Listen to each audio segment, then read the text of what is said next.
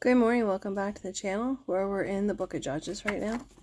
But first, before we begin, Father, as I read and receive your word, may it deeply be rooted in me, so when difficulty comes, it will be your word that encourages and strengthens me. Amen. So as I mentioned, we're in the book of Judges. I'm currently on chapter 9, and that's where we're going to begin. Abimelech rules over Shechem.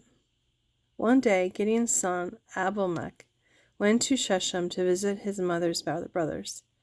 He said to them and to the rest of his mother's family, "Ask the people of Shechem whether they want to be ruled by all 70 of Gideon's sons or by one man.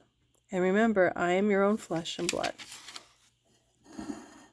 So Abimelech's uncles spoke to all the people of Shechem on his behalf, and after listening to their proposal, they decided in favor of Abimelech because he was their relative. They gave him 70 silver coins from the temple of Baal-berith, which he used to hire some soldiers who agreed to follow him. He took the soldiers to his father's home at Ophrah, and there on one stone they killed all 70 of his half-brothers. But the youngest brother, Jotham, escaped and hid. Then the people of Shechem and Beth Millo called a meeting under the oak beside the pillar of Shechem and made Abimelech their king.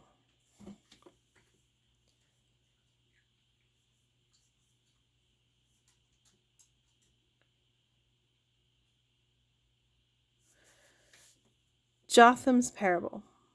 When Jotham heard about this, he climbed on top of Mount Gerizim and shouted, Listen to me, people of Shechem. Listen to me if you want God to listen to you. Once upon a time, the trees decided to elect a king. First they said to the olive tree, Be our king, but it refused, saying, Should I quit producing the olive oil that blesses both God and people just to wave back and forth over the trees? Then they said to the fig tree, You be our king. But the fig tree also refused, saying, Should I quit producing my sweet fruit just to wave back and forth over the trees? Then they said to the grapevine, You be our king. But the grapevine replied, Should I quit producing the wine that cheers both God and people just to wave back and forth over the trees? Then all the trees finally turned to the thorn bush and said, Come, be our king. And the thorn bush replied, If you truly want to make me your king, come take shelter in my shade. If not, let fire come out from me and devour the cedars of Lebanon. Now make sure you have acted honorably and in good faith by making Abimelech your king, and that you have done right by Gideon and all his descendants. Have you treated my father with honor he deserves? For he fought for you and risked his life when he rescued you from Midianites. But now you have revolted against my father and his descendants, killing his 70 sons on one stone. And you have chosen his slave woman's son, Abimelech, to be your king just because he is your relative. If you have acted honorably and in good faith toward Gideon and his descendants, then you may find joy in Abimelech, and may he find joy in you. But if you have not acted in good faith, then may fire come out from Abimelech and devour the people of Shechem and Beth Millo. And may fire come out from the people of Shechem and Beth Millo and devour Abimelech. Then Jotham escaped and lived in Beer because he was afraid of his brother Abimelech. Shechem's revolt against Abimelech.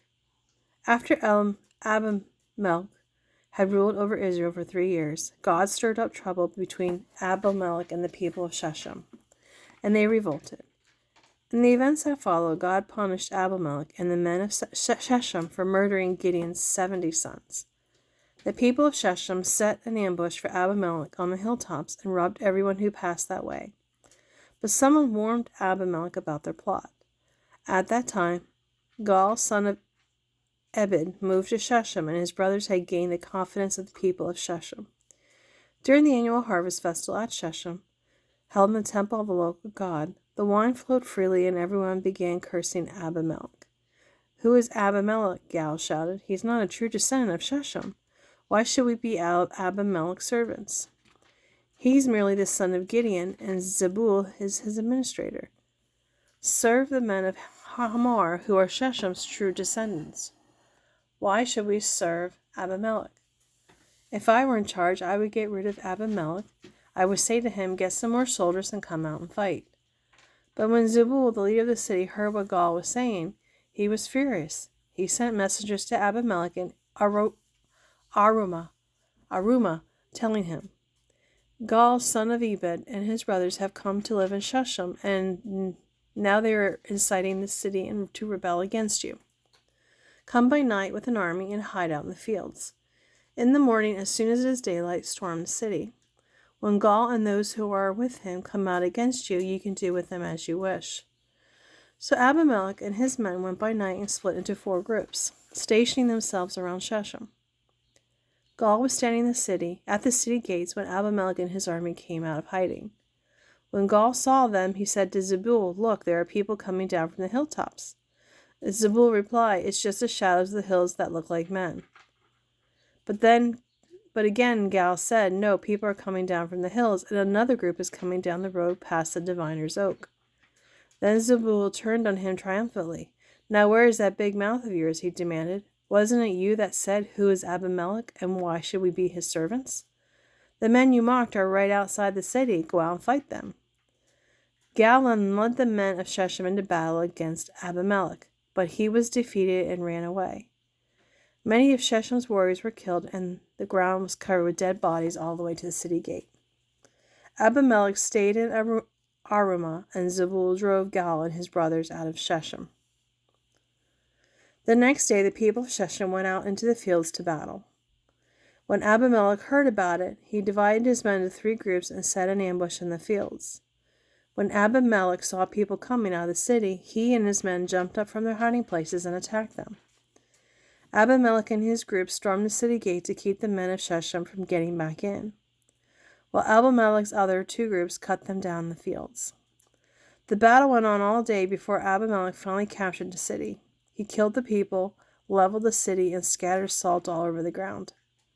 When the people who lived in the tower of Shechem heard what had happened, they took refuge within the walls of the temple of Baal-berith. Someone reported to Abimelech that the people were gathered together in the temple. So he led his forces to Mount Zalmon. He took an axe and chopped some branches from a tree, and he put them on his shoulder. Quick, do as I have done, he told his men. So each of them cut down some branches, following Abimelech's example. They piled the branches against the walls of the temple and set them on fire. So all the people who had lived in the tower of Shechem died, about 1,000 men and women. Then Abimelech attacked the city of Thebez and captured it. But there was a strong tower inside the city, and the entire population fled to it.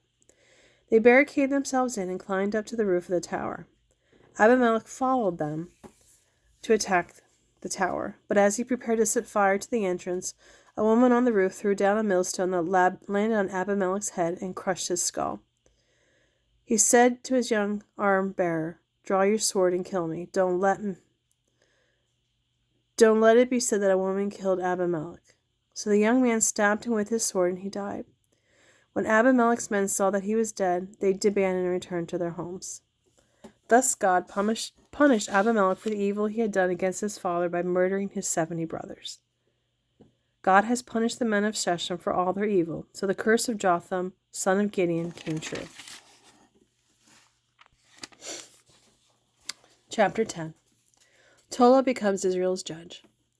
After Abimelech's death, Tula, the son of Pua, the descendant of Dodo, came to rescue Israel. He was from the tribe of Issachar, but lived in the town of Shamir in the hill country of Ephraim.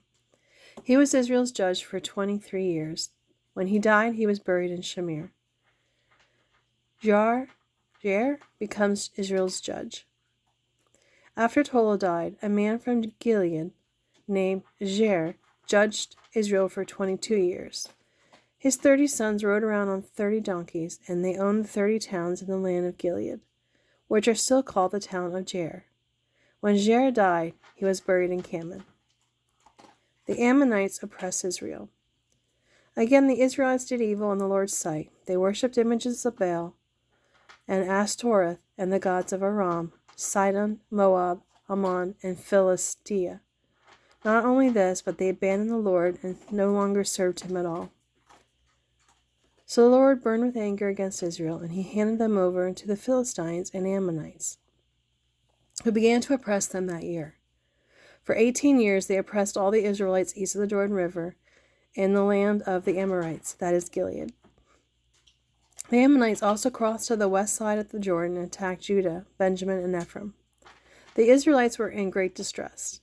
Finally they cried out to the Lord, saying, "We have sinned against you because we have abandoned you, our God, and have served the images of Baal." The Lord replied, "Did I not rescue you from the Egyptians, the Amorites, the Ammonites, the Philistines, the Sidonians, the Amalekites, the Maonites? When they oppressed you, you cried out to me, and I rescued you. Yet you have abandoned me and served other gods. So I will not rescue you any more. Go and cry out to the gods you have chosen. Let them rescue you in your hour of distress." But the Israelites pleaded with the Lord and said, "We have sinned. Punish us as you see fit. Only rescue us today from the enemies." Then the Israelites put aside their foreign gods and served the Lord, and he was grieved by their misery. At that time the armies of Ammon had gathered for war and were camped in Gilead, preparing to attack Israel's army at Mizpah. The leaders of Gilead said to each other, "Whoever attacks the Amorites first will become ruler over all the people of Gilead." Thank you for joining me today. We will continue the book of Judges tomorrow. Until then, have a great day and a blessed day. Bye.